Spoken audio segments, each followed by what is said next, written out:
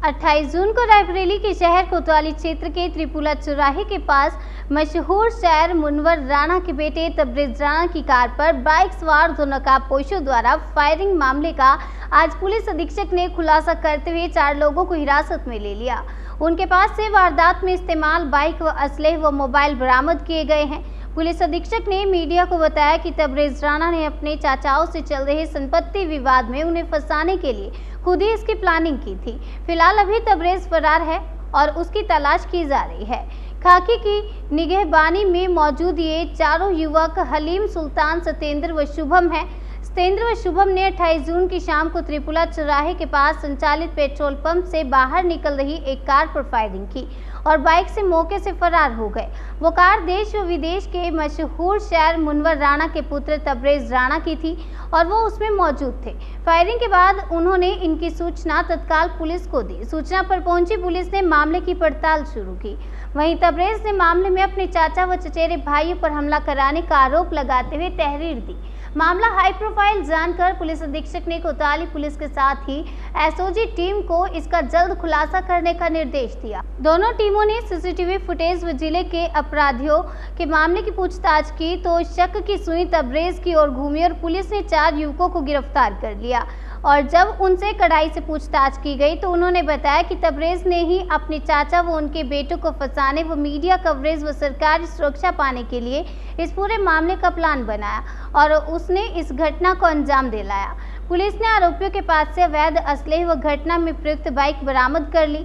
वहीं वारदात के साजिशकर्ता तबरेज की खोजबीन शुरू कर दी है। रायबरेली के कोतवाली थाना क्षेत्र में विगत 28 तारीख को 28/6 को शाम लगभग 5:45 के करीब एक व्यक्ति हैं जिनका नाम तबरेज राणा है।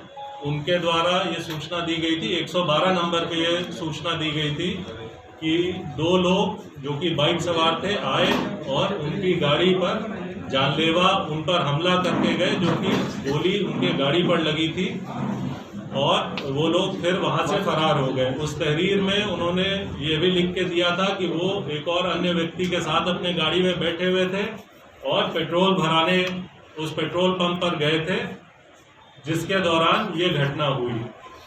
इस घटना की तहरीर पाते ही साथ ही में उन्होंने इस तहरीर में ये भी लिखा था कि उनके परिवारीजन, उनके जो चाचा लोग हैं, उनसे उनका जमीन को लेकर विवाद चल रहा है और वही लोग ये घटना कारित कर सकते हैं। इस संबंध में उनकी तहरीर पर थाना कोतवाली पर 307 का मुकदमा दर्ज किया गया था और इस घटना के अनावरण के लिए थाना कोतवाली की और एसओजी की टीम को लगाया गया था।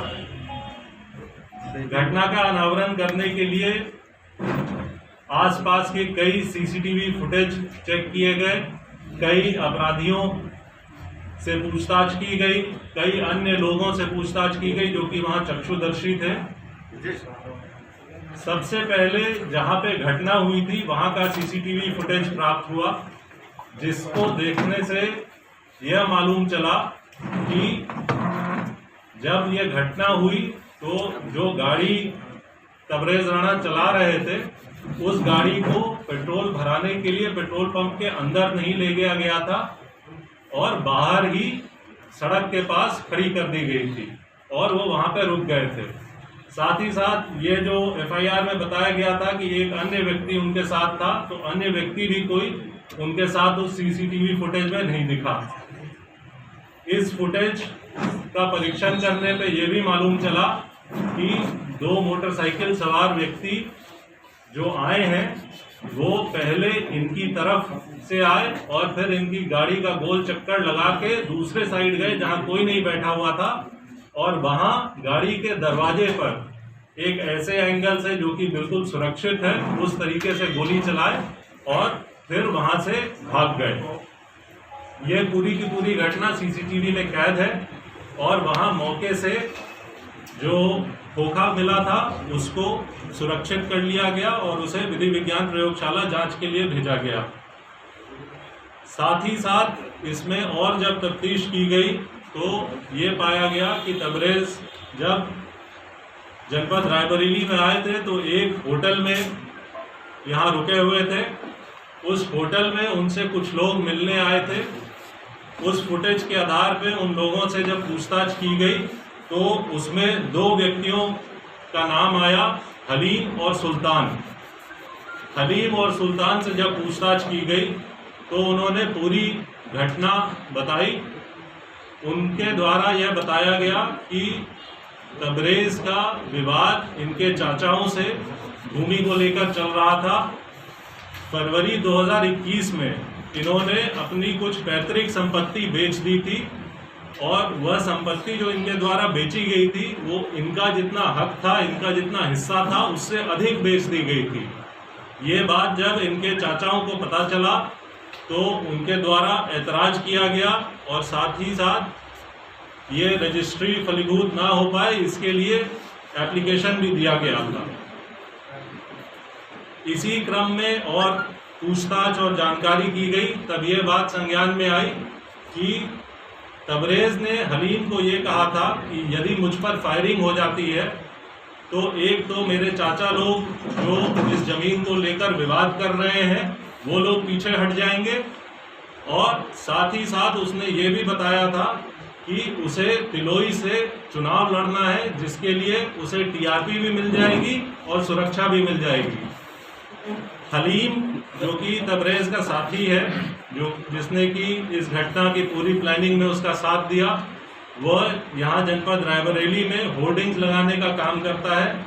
और तबरेज़ ने हलीम को ये कहा था कि तुम ये काम करवा दो तो मेरा जो चुनाव का जितना भी काम रहेगा उससे संबंधित जितनी भी होर्डिंग्स लगानी होंगी ये सारे काम मैं तुम्हीं से करवाऊंगा। इस प्लानिंग के आधार पर हलीम ने और सुल्तान ने 2 लड़कों को रायबरेली के ये काम दिया कि वो जाकर इनकी गाड़ी पर फायरिंग करें। वो 2 जो शूटर्स थे उनको भी गिरफ्तार कर लिया गया है। उन शूटर्स का नाम सत्येंद्र त्रिपाठी और शुभम सरकार है। इनके पास से वो पिस्टल जिससे कि इन्होंने फायरिंग की थी वो बरामद हो गई है। जो मोटरसाइकिल जिससे कि ये आए थे घटना कारित करने वो बरामद हो गई है। ये जो कपड़े पहन के वहाँ पे आए थे वो बरामद हो गया है। सीसीटीवी फुटेज के आधार पे इनकी शिनाख्त कर ली गई है। इसी जांच के क्रम में ये भी पाया गया कि होटल के कुछ फुटेज हैं हमारे पास, जिसमें कि तबरेज़, हलीम और अन्य साथियों के साथ प्लानिंग करता हुआ दिख रहा है। एक और बात इसमें प्रकाश में आई कि तबरेज़ द्वारा एक सिम अलग से लिया गया था, जिससे कि सिर्फ और सिर्फ हलीम से बातचीत की गई और इस घटना की पूरी प्लानिंग की गई।